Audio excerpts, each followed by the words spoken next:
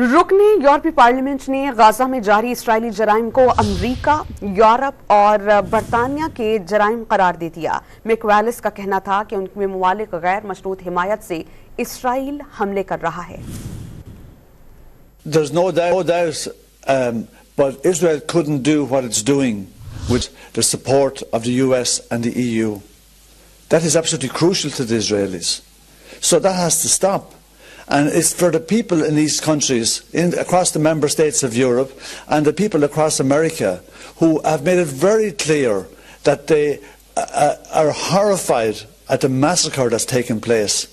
The people have got to pressure more the politicians who are complicit in the genocide. These are our war crimes too. It isn't just Israel are committing war crimes. The European Union, the Americans in the UK, they're committing war crimes too by their support, their relentless, unconditional support for this genocide. And it's for the people to pressure them in all the different countries.